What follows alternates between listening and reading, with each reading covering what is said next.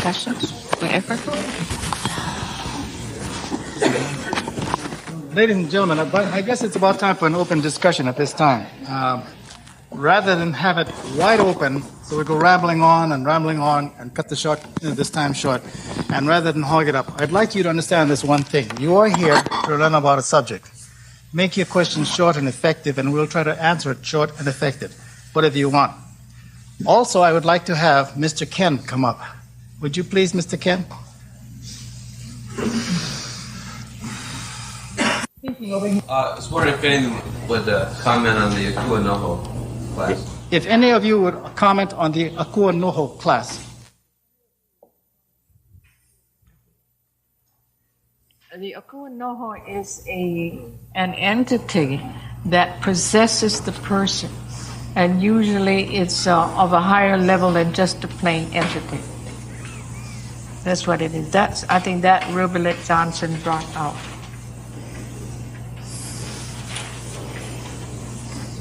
Yes. Is there a heiau or school of course that we may take while in the island? I don't know, on the Blue Island or Samoa Island, and for further study of this? Well, Lanakila Brandt has a school of his own over in, I think it's Castor. It is a school, but I don't believe it is one that has the esoteric teaching.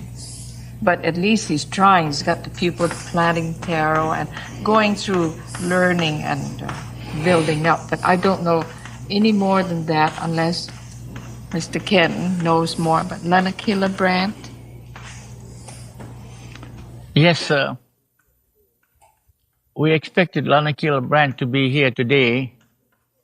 I spent one summer with him about 10 years ago. Lanakila Brandt is originally a boy from Honolulu who's now living in Kona, in Kealakekua. He has a church there, and he has a group, a farm group also. He does farming according to the old methods. And when I was there 10 years ago, he had a patch of bananas. There were several varieties of Hawaiian bananas which he had developed. He had a number of boys who were home from colleges on the mainland working these farms that he had. He also had a hula group that performed in the hotels over there in Kona. And he and his wife were also teaching the hula, and his daughter. And let me try to think now what the name that he had, Kahanaho. And Kahanaho to him meant sort of a revival, sort of a new work, literally speaking. And his interpretation of it had to do with, you might say, a new work being done on old work. I think Arthur Chun talked about that when he was here, about things, for example, that seem to be old, and yet again they're new. We have a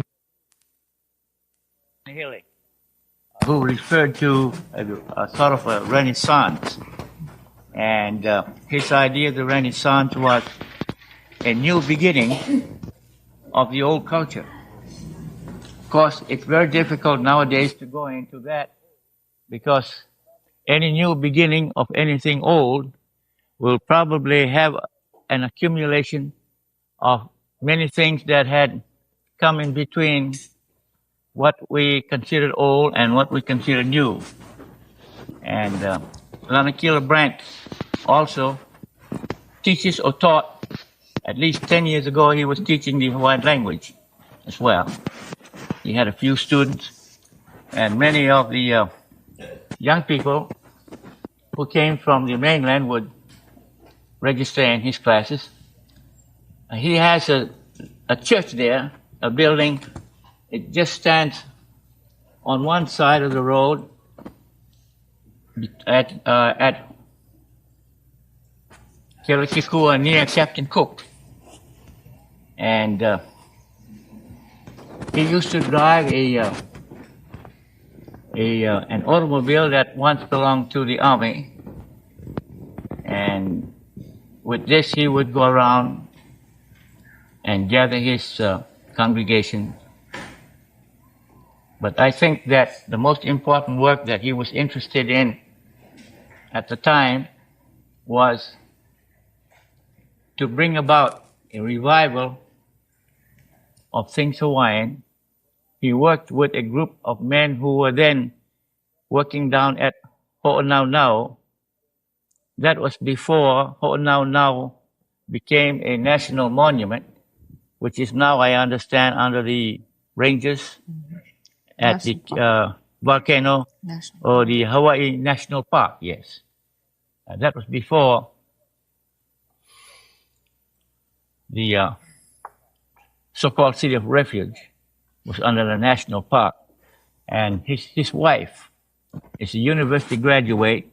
Her father at one time was the superintendent of the park at Ho'onaunau. So he is very familiar with the grounds around in the area. Mr. Brandt, as you will probably know by his name, is of German descent. He was born and brought up in the district of Kaimuki on the island of Oahu. And he met and married this young woman who was a university graduate who lived in Ho'onaunau. Before that, when he was living in Honolulu, he started taking lessons in the hula from people who were living in Honolulu at the time. Who his teachers were, I did not go into that with him. But he knew a number of the teachers in Honolulu, and I think that when he settled in Kealakekua, he more or less developed his own style of teaching the hula. Does that answer your question? Yes. Yes? To what extent is traditional hula regarded as a religion? Are you asking the question to me? Anybody? You want to answer that, or John, you want to answer that? I would say it isn't very highly regarded. It isn't widely regarded. It's highly regarded as a religion by a handful of people, but I don't get the feeling from experiencing things around that it is very widely. It might be in its beginnings again. Hanaho, new beginning. I wonder if when you ask your questions, you would direct it, then we would sort of get on with it. No, I'm sorry, he had another one. Would you please? Yes. Is this because religion is out of place? Is it part of the culture, or how is it regarded? Well, I think it's just that with the loss of so many things, religion has also gone by the wayside, and there are heavy infusions of Christianity here, Mormonism, Protestantism, and many, many forms of the church, and then of course there's Buddhism, Shintoism, and there's Confucianism among the Chinese. Filipinos have their own beliefs, plus Catholicism. There are just multiple religious expressions in Hawaii. And I think that the indigenous Hawaiian form of worship has just been buried under all this new stuff that is coming in, and it's and I think, as I said this morning, because it has this aura attached to it of being a human sacrifice and of ana, of the sorcery, it's been looked at, by most people with suspicion and with kind of a hands-off attitude. Only recently has so much enlightenment come to the surface. God, too, the old people have paid attention once again to what happened and what were the processes and what were the rituals. And it turns out that they were pretty darn good. And so the Huna, or the indigenous Hawaiian way of worship, has, I think, now a new quality. And it could become a much more attractive thing to people than it has been recently. I would also like to comment on that too, to add a little to that, is the fact it's almost like the school of the dance. We have the dance was quite a ritualistic thing when the participants were dedicated to that particular phase, which was the dance. And as time went, they were disciplined. And today, we do not do any of those formal dances or dedication because there's no one at the present time to teach them, or I say qualified to teach them. So it is with all of these, as we say, religion. There isn't anyone who truly is qualified to put forth the rules and regulations, plus the students, if they were to be subjected to be students, were not able to meet them with all the temptations of the outer world. It will be very difficult because I realized that during the school, the dance, that there's so many disciplines that if one of the ruling is you do not walk in a stream, in the water, particularly for the girls, if they were menstruating, you come to the dance and the teacher automatically knows by your step you have missed your rhythm. Then your penalty cannot come back in until you have gone and made your offering and made your apologies and repentance for having broken the rule. So none of the people today, I'm sure, could be able to stick to those rigid rules, and much worse as far as the religion is concerned. The discipline has to be on a practitioner, the kahuna, so the students would have to be the same thing. It's not like taking a course, and a development course that we have today. It's very different. That all the students are qualified from childhood up. So it's a long period of training. Sure. Morrnah, Yes. for those of us who have studied Maxbury Wong's principles in his books, how close was he to your interpretation of Well, in looking back into time, I felt that he too was a kahuna. In another period of time, he was, in his past incarnations. Otherwise, he would not have had access to the people who had the knowledge that was able to impart, because most of the people would not have imparted. I guess I'd like to ask more about the future. It's like I think we're all aware that we're making a transition into a new age. And I guess I would like to know what part does the Hawaiian Islands play, let's say, for the next 20 years? What is its part in the start of a new civilization? I don't know what anybody else thinks, but as far as my own awareness is that we do play one of the most important part in the new civilization, in the new world, in the new age. Many people have called up and said the whole island is going to sink. I know otherwise. I have the assurance it will not sink because it's here to stay. It's to stay because there are many things we need to develop. Everything today is antiquated. And so the things that will be started will be quite soon. And those who will be in this particular area will be those who are qualified. And we can't say that you have to register to become a member, because these people will be specifically chosen, not by me. But I am definitely sure that this will happen in our time and soon, within the next year. Are you also referring that the land mass changes, etc., within the next 20 years? Yes. We're going to be a ski resort.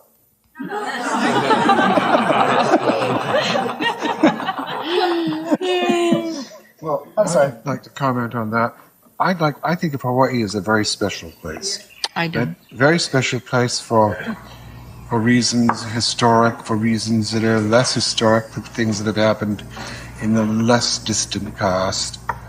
I think that it's been a fortunate coming together in Hawaii of people and of cultures within the context of a land, of a place that is highly receptive to this kind of blending of cultures, of influences, of philosophies, of ways of thought, ways of feeling too, I think. We forget sometimes that ways of feeling are important. I think because of that, I think many things have happened in Hawaii subtly. I have friends who live on the East Coast, for instance. One of them was Paul Tillich, the theologian. Another one was Rollo May, a man who's written so many books on psychology. These are hard-crusted, old intellectuals that are not easily influenced, and they're not easily swayed by anything. And these two men and others have come to Hawaii, and within time, something has happened to them because of this place. They've developed a receptivity, they've developed a kind of sensitivity to Hawaii. And you don't really know what it is. And they have talked a great deal about it, generally speaking. But I just get from these kinds of people who are kind of leaders in thinking, and in the production of ideas, that they sense a very strong thing here, which is people, and which is spirit, and which is place, and which is, all right, for the lack of anything, which is perhaps karmic in a universal sense. In other words, it might be Hawaii's time to be a place of international importance. Yeah, that's, I guess, what I'm asking. That's what I feel.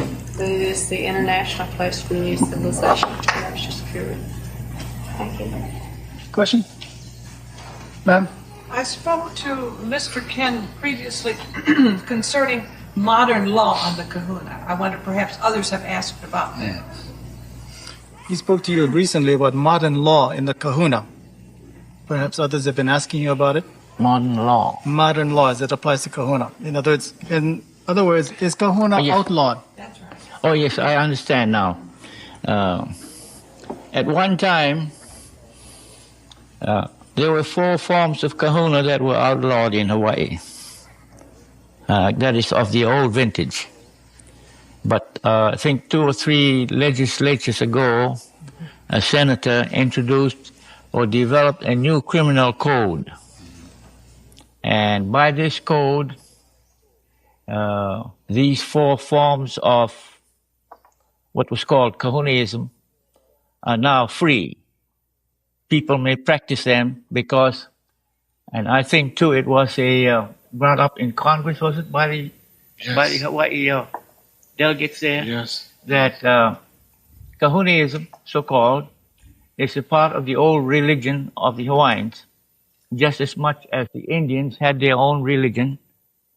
And so that the United States or the Congress couldn't very well do away with that, in as much as freedom of religion is adopted by the Constitution. And if you remember, when Roosevelt was president, he spoke of the 4 freedoms, and one of them was freedom of religion.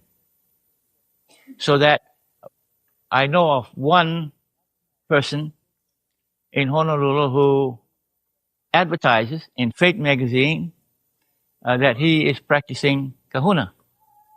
And he has many students that go to him, and he gives lectures.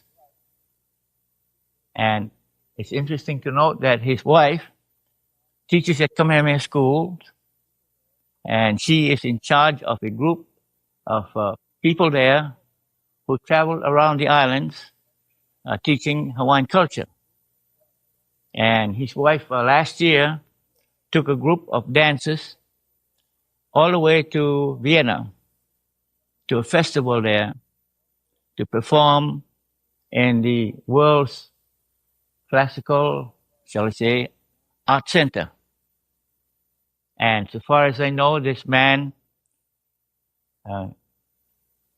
His name is Abraham Kawai. hmm? Abraham Kawai.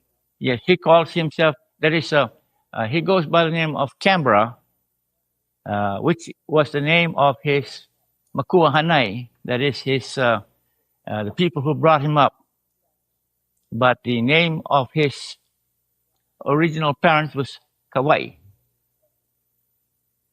He is the only one, so far as I know, who is practicing, shall I say, out and out Kahunaism, so to speak. And I think he calls his study cosmic wisdom.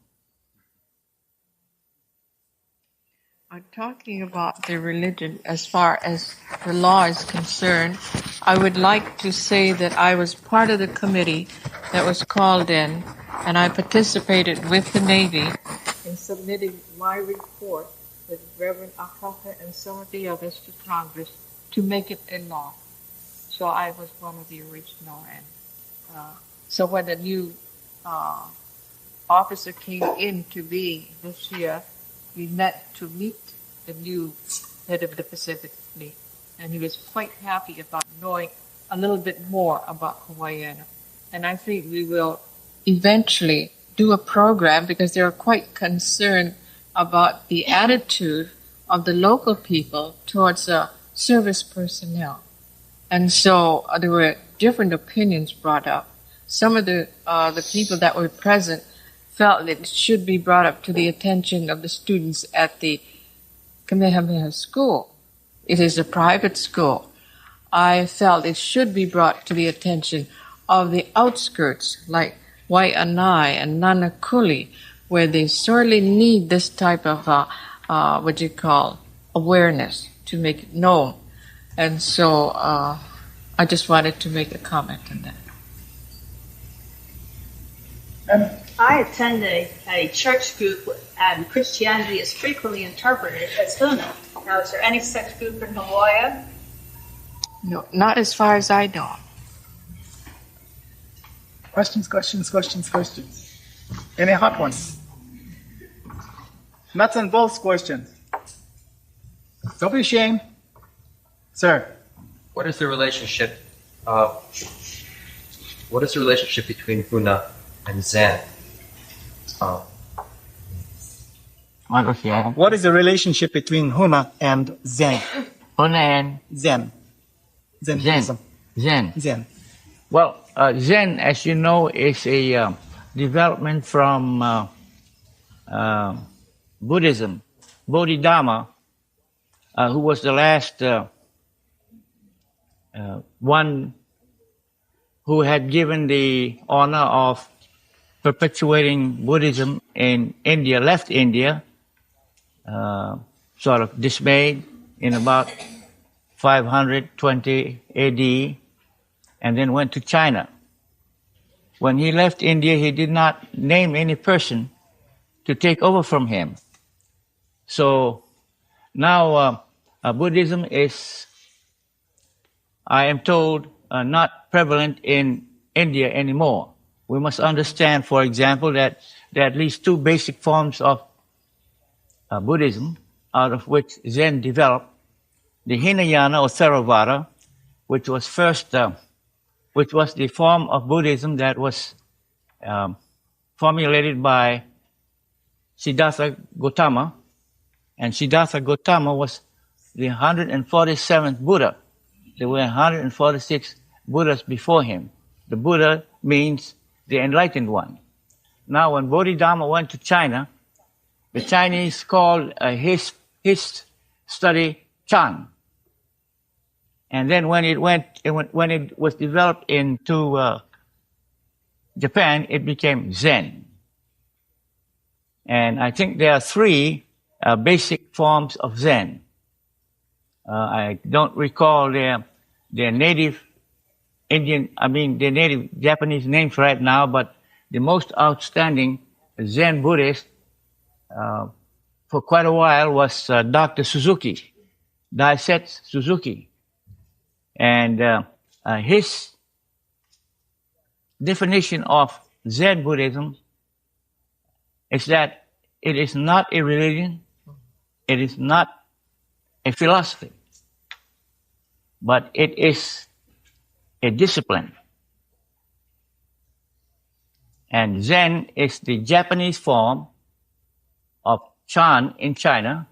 Chan in China was the was what was called was the form of religion, or rather, I say that it is not a religion. You see, the Buddha was referred to as an atheist, and the Buddha, the statement is made that the Buddha had stated that man's mind is God, and so the Christians today, the people in the Western world, regard Buddhism as a form of atheism rather than theism. I think also in Huna, I think you have in Zen Buddhism, you have a formal, structured approach. I don't think there's an equivalent in Huna to Sesshin, to Satori, or to the Kaon, and I don't think that there are related things in Huna to those, and those I think are extremely fundamental and important to the practice of Zen.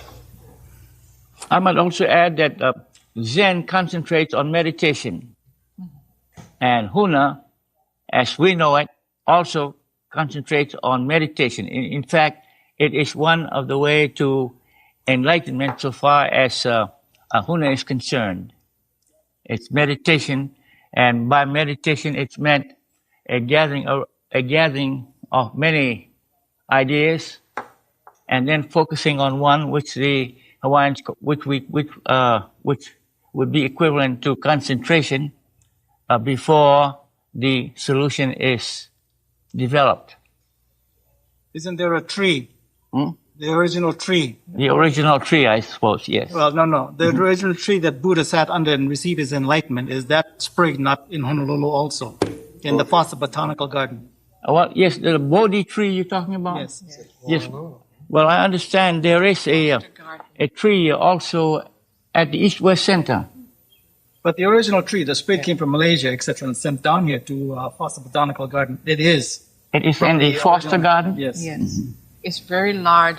If you have the opportunity to go to Honolulu and go to the Foster Garden, is that huge tree.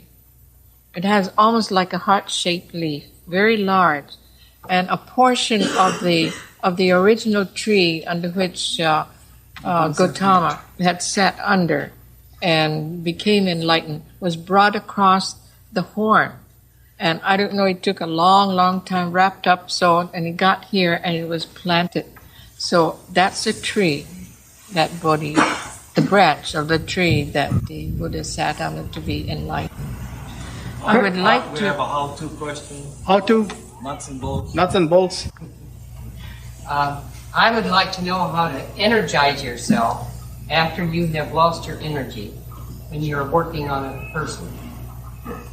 I do a therapy that de-energizes me, and I would like to know how the kahunas would re-energize themselves. There are different methods of using. It depends on the. Hold on, Art, Tan. I'd like to see if he would answer it. Me? Yes. Does you see Art to have technique of developing mana back and back? That's just to tickle your fancies.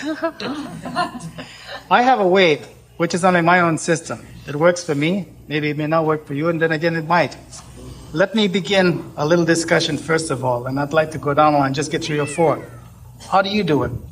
No. No. Wait a minute. How do you do it?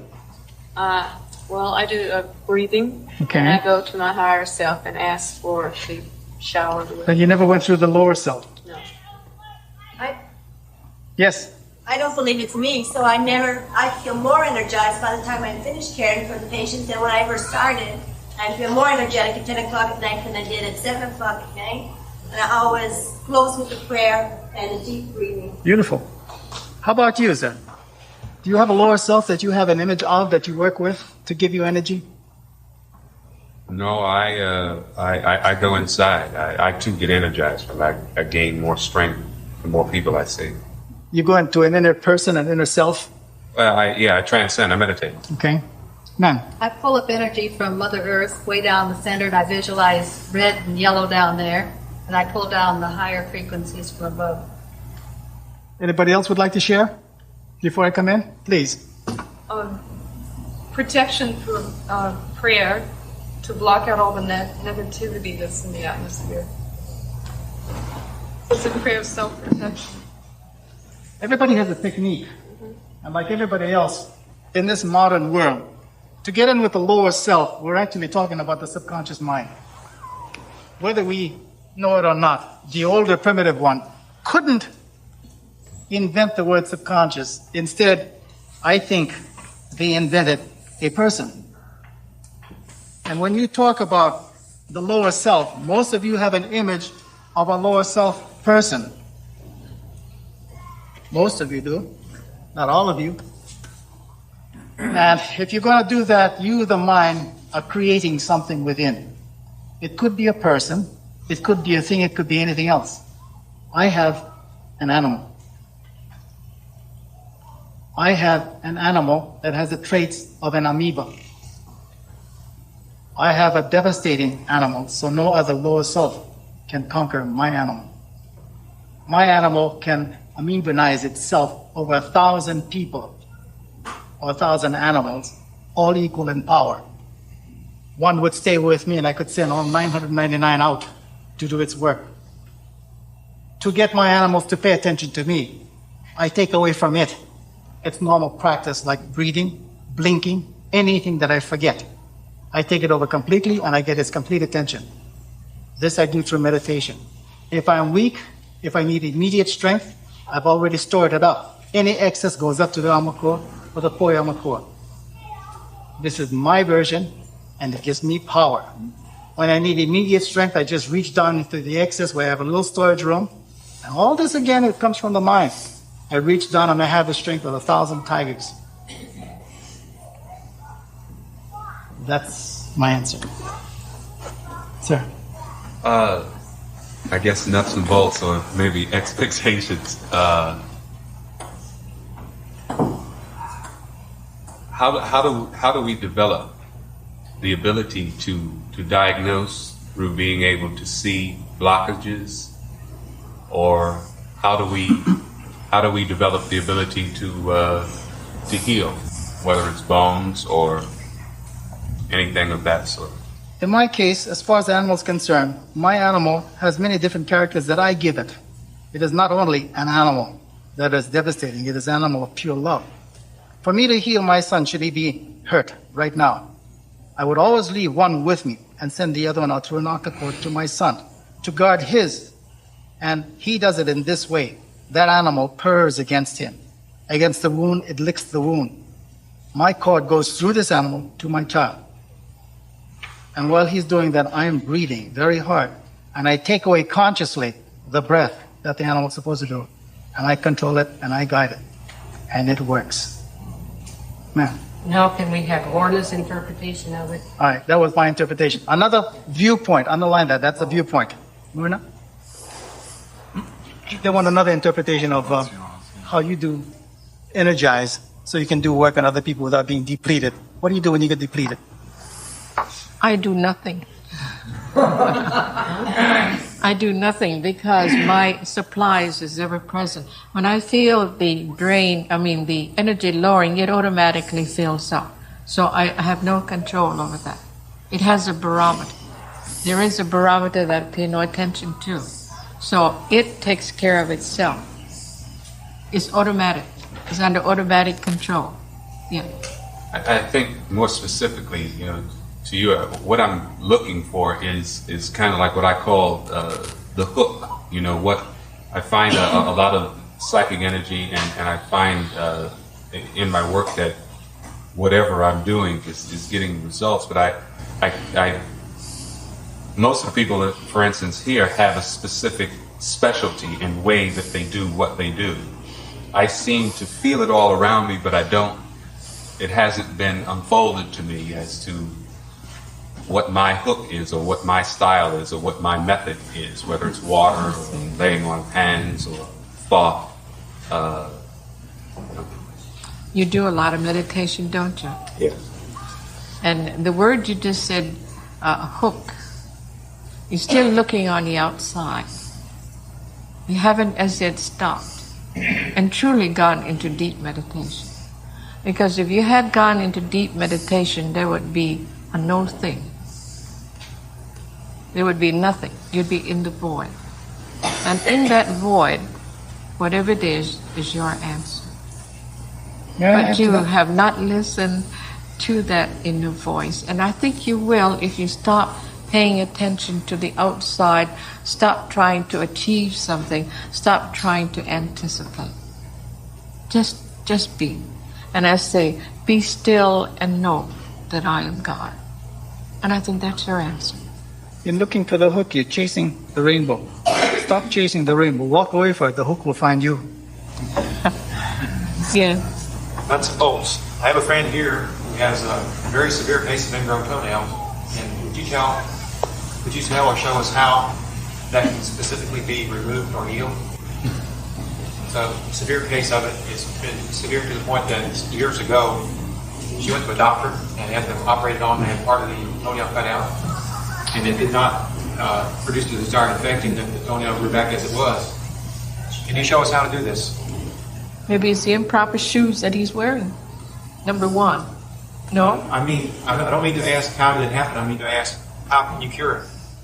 What's the sense of putting a Band-Aid on when you can't get to the source of it? The source may be the cut, the improper shoes, anything else. How we do it actually is one question. The other one is what's starting it? What's the complex that's making it grow? What's the source of it? The question is that. Hereditary. Big one? Hereditary. Then it's a karmic situation. It's a karma. Well, can it be healed? Well, I don't think anything cannot be healed. All I feel that going through the Ho'oponopono, you may be able to get to the source of where that thing is coming from. It can be from many things. If it's ancestral or heredity, then it has to be something way back in the ancestors, or something that person had done before in another life. So I still say that most of the people that I have come across, most of their problems have been karma, past life. So do the Ho'oponopono, and I think the way will open. Okay. Sir? After long meditation, I come up with the definition of God. God is the sum total of the whole thing. Now I wonder how this would feel, that would fit into Huna? That definition? Like I'm a cell in the mind of God? It is. Yes, it is. See? It is Huna.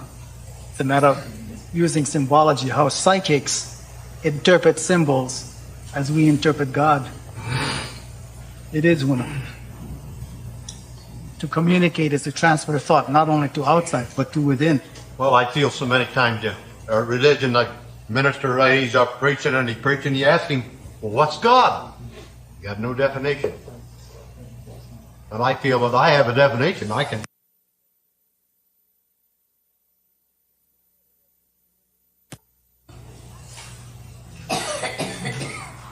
And then we take the Aborigine and we ask him, what is God? And his own interpretation would be the same, however may not be in the words that we're expressing, but it would be in the practice that they do in regard to their relationship with nature. And that's their way of saying, this is my interpretation of God. What unique contribution do you think Huna can make to the world at this point? Who's that directed to? You. I think it's a simplified system of understanding. You must realize again, and I mentioned this a long time ago, we have a primitive people, no metal whatsoever, to come so far in their heritage and their culture, to be able to sail this vast Pacific, long before Columbus decided to sail outside of the Mediterranean. They simplified their culture so that a primitive guy can understand what power or the system of belief could bring this far about. Simplification. That in itself would help. Sir? Could you give us a the Huna definition of truth? I could not. Mr. Ken can. The Huna definition of truth. Truth. The Huna definition of truth. What is the Huna definition of truth? By golly, yeah. That's quite a question. I think what? I said that's quite a question. No. I just. Truth, I think, with regard to Huna, we must understand, for example, that what we mean by Huna is the not the religion, but the way of life of the people of Polynesia. I think I mentioned in one of my early talks here that the Polynesians had no concept of God as is understood in the Western world, but that the Polynesian concept of God is very similar to the Oriental concept in that they have respect for their ancestors and for nature. Now, truth then to the Polynesians in general and the Hawaiians in particular have to do with their mores, with their way of life, with what they believe to be the thing to do at a certain time. That's sort of a sociological explanation of the word more, from which we get the word moral. When is a person moral? A person is moral when he reacts according to the way he understands that he should react, according to the way that his ancestors reacted before him.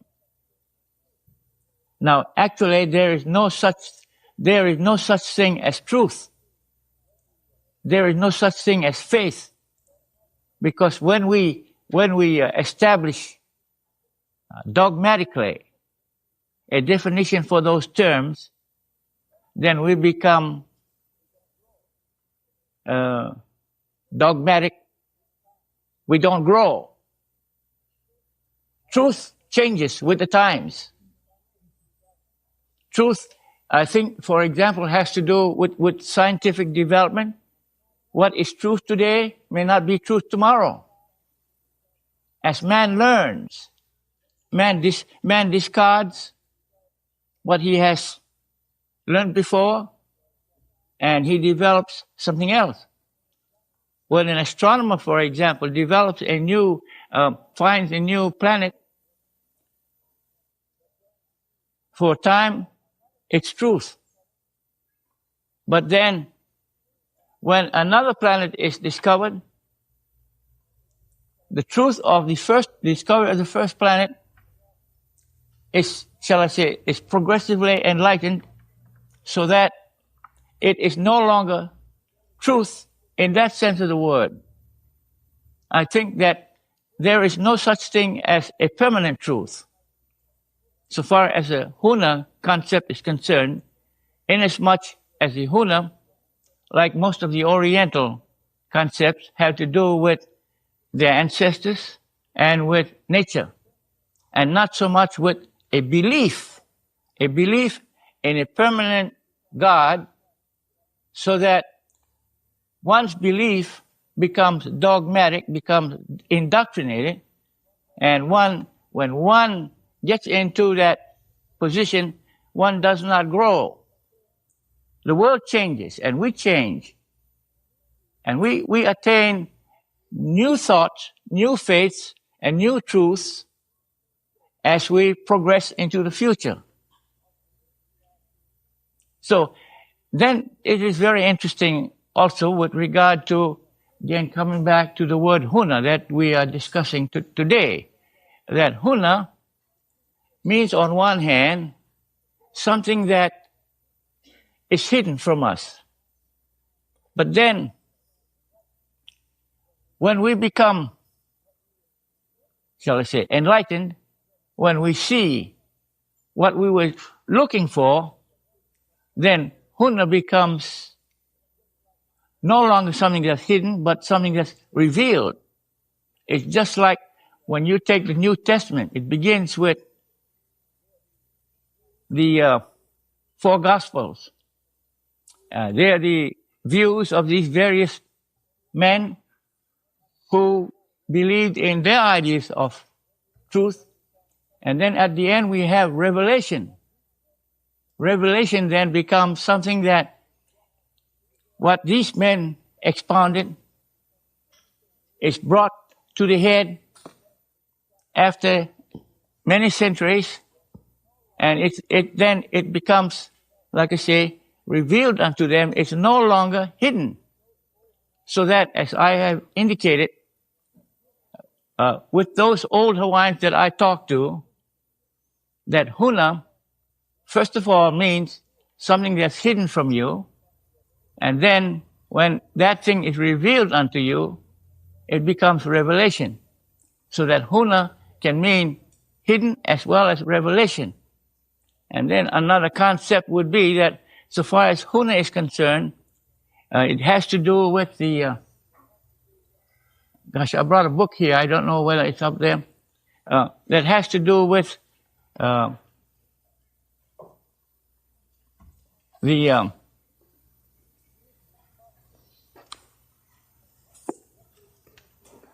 views of the Polynesian of what they refer to the upper jaw and the lower jaw. And the Polynesians refer to three baskets. One basket is the upper jaw, which has to do with the immaterial, with the spiritual. And one jaw has to do with the material, with the mundane things. And then each one of them is a basket. And the third basket is the tongue. The tongue is the medium through which the contents of both baskets are revealed. Now, the contents of both baskets change from time to time. You don't have the same things in those baskets. And so that truth, you might say, changes as the contents of those baskets change as well. One generation today would develop a certain truth. The grandchildren may develop another truth, which would be entirely different from the truth of his father or his grandfather. So truth is something that's relative, and as far as huna is concerned, huna is not dogmatic. Huna is not indoctrinated. Huna grows. And so far as the kahuna, the man who studies or practices what we call huna, is a man who grows. So there's no such thing as truth in that sense. There's no such thing as a dogmatic faith, a belief in what we say is true. Some people say that what was true yesterday is true today and will always be true. But when we're talking about truth in concepts, and that's what I guess the name of the game is, then when we have new concepts, truth changes. I don't know whether I made myself clear or not, but what I mean to say here is that so far as huna is concerned, there's no such a thing as a dogmatic truth for all time. You're referring to absolute truth, are you not? You're referring to absolute truth. You're referring to absolute truth, are you not? Well, I think so, yes, absolute truth. Because after all, that is, you might say, the basis for, as we understand truth to be. Is there such a thing as a truth that's not absolute? Can you answer me that question? Enlighten me further. With regard your interpretation of some other kind of truth. No, I have only one definition of truth, and He has only one definition of truth. and I wondered if it corresponded with what I would hear here. My interpretation of truth is the interpretation of the purpose of being. His interpretation of truth is a definition of the purpose of being. Of the purpose of being. Oh, interpretation. I'm sorry. You want to answer that, John? I think, let me understand this. At 5:30, we have a nice little party going on. It is now a little bit after 4. Do you want to take a break and come back, or do you want to go through till 5? Who wants a break? Who don't want a break? No break. No break. Those who want to go on break, go ahead and have a glass of water and come back. Whatever. No. Sir. Art, I would like to ask you, and then Morrnah, what are your sensations on contact with your high self by your low self? Chicken skin. Really? Just your hair stands up. That's mine. That's number one. The second one is that I have a tingling musical sound that I've touched it. And that's the truth for me when it rings my bell. Where do I get it? It starts from my head, from that head, and it starts raining down. Morrnah? I truly don't have sensations. I've passed the period of sensation. So I just know that I am quite watchful as to my own feelings and barometer, that if I feel that I've been exposed to a lot of things, a lot more than I needed to, then I sort of withdraw from actually participating in anything till I can feel that my barometer is back up. So you've reached an inner knowing, yes, other than physical sensations. And she walked away from the rainbow. Look, is there such a thing as, maybe he was talking about relative truth. Is there such a thing? Very possible. Very possible. Well, if it's relative truth, then it's, you might say, it's not permanent, yeah? Okay, pick up that at the plume. Yeah, right. Any other questions, sir? Yes, basic nuts and bolts. Individual, it's a lack of elimination, not so much imbalance in digestion, but it seems that the sphincter nerve in the anus is like very, very tight, and regardless to laxatives, et cetera, it's just hard for the individual to eliminate properly. So that in turn has a tendency to keep the toxins around, which permeates the thinking process, et cetera, et cetera. They express the discomfort more on the level of intellect being unclear and cloudy. That seems to be the major result of the lack of free-flowing elimination. How to approach it with herbs, Ho'oponopono. That would be yours, Morrnah. I would say Ho'oponopono first. No matter what I do, what condition or situation it may be, no matter how minor, the Ho'oponopono is always the clearinghouse. And then from there you work.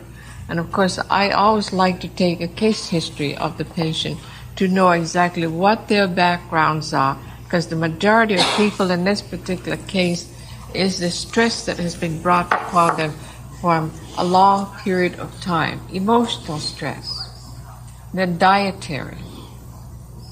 So because the emotional affects you psychologically, and psychologically throws your metabolism off, so it affects your free flow of your metabolism in the body. And so this is the way I feel. This is the way I work. I work at your Ho'oponopono, then case history to see where around of this contributes to that person's problem.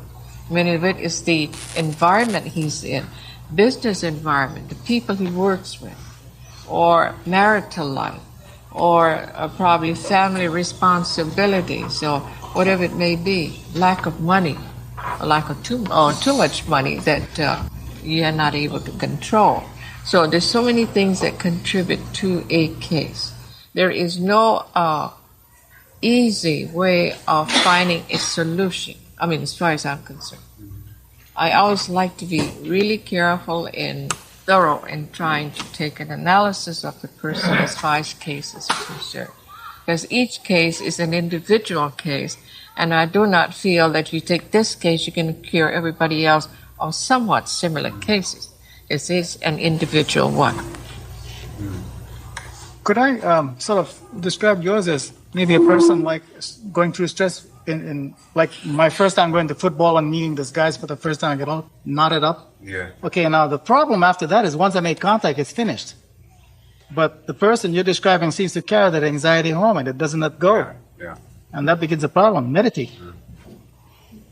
Because you do that with sports and race and everything else, and you get all psyched up when you get all tight. I'm sorry. No? Well, I haven't answered. I'd like to answer this gentleman's question. The fact that since you meditate, try to condition yourself to that point that as you Ho'oponopono the individual, you probably have gone into and then go into meditation about that particular case. And when you are in that particular area, sometimes you have visions, sometimes you have a feeling of what you might be able to help. Maybe it's sort of it's not the norm, but if you respond to it and try it, you'll find maybe the remedy is there. Because we are trying to say, well, if aspirin cures a headache, we should prescribe an aspirin. Maybe that person is not geared for an aspirin. All it takes is something very simple, a hot tea, chamomile tea, or something of that nature. If it comes to your mind, try to see if it works. And the more you listen to your intuitive mind, the more you become able and capable of prescribing something for the individual only and not for the masses. Thank you. Sir? Let me direct this to Morrnah. Morrnah, the others have answered about their lower self. What do you view your lower self as, and then you go to your lower self to reach your high self for answers? Well, I suppose I have not made any distinction with my lower self. In other words, I find because it's one all the time, I cannot separate them. There's no separation between my low, middle, and high self. Yes. Ma'am? Is it so that disincarnate spirits, spirits that you see, often cling into our energy body around our being and hover there or stay there and carry along with us? I would say yes. And if so, is Ho'oponopono to dispel those beings from your space? Well, let's say these are entities. I say entities. Well, if they are around or on you or possessing a person, Ho'oponopono is the thing. You say, I wish to do a Ho'oponopono on the entity's situation or problem that's affecting this patient or individual. So this is how because you don't know what it is. Could be an entity, it could be many entities. So whatever they are, you are including in an umbrella coverage. So that you're including all of them and then you transmute them. And if they are earthbound spirits, you ask that they be released to the path of light after you have done Ho'oponopono. And by so doing, you completely release them from these people or places, because they may go to someone else. They may go to another person or a place or where they came from. But you completely move them into the light. Can it be done on oneself? Yes, you do it on one. I'm saying can. Yes, you can. But when you do this, after you have done this, always be sure to put your force field of light around the person or yourself and put another ring around. Some people see an indigo ring, a gold ring, or a blue ring, whatever it is that comes to your mind. But you must put a force field around because it acts as a buffer, as a protection. People who like rainbows and put rainbow light around. But your buffer is important. Yes. Well, the one against the wall, please. I was just wondering, you've been saying to use light and color. Perhaps there are people that don't understand, what that means. I know I just visualize and know that what I'm imagining is there. Perhaps there are people that don't know what it means. Yeah, that's a good question. There are possibilities maybe people can't see. We do not anticipate for you to see. Just imagine. Like if I say blue, I may not even know what blue. Just the word blue pulls out of your computer the color blue, dark blue, light blue. So if you say rainbow, you've seen the rainbow here for so long, your computer automatically pulls up a rainbow. But don't try to concentrate and visualize. How many people can see? Very few. Yes. Well, I have a question I'd like to ask you. In regards to mentioning 7 times whatever you did, are you reaching into 75% of the human body, or are you reaching towards 7 spiritual beings? And if you use the term 7, Oh, in the breathing system that I had, this was given to me because at that time I didn't understand why it's number 7, because the Hawaiians used a different system. But the number 7, from the time I was told that it was the number of God. And it's the number of which every part of our body, if we really analyze them, they are under the 7 systems, 7 centers. You find that in most of the organs. You find there are 7. There's number 7 dominants. I didn't know that till quite some time later, but that is the reason why I use 7. You do reach into what they call the androgen glands, which are the 7. Well, it's all inclusive because the energy forces, the way we're reaching in, because everything is all pervading. It's hard to say, well, I'm going to do with this first center and second or third. It's a complete body, everything. I have a question for Art, and this has to do with how to. So a while ago, she asked you a question as to how to get down to your lower level. I believe I missed the part where how you got down to. You gave us the end results of how you You didn't miss it. I didn't give it. Did you go into the form of meditation or entering the stream? Sir,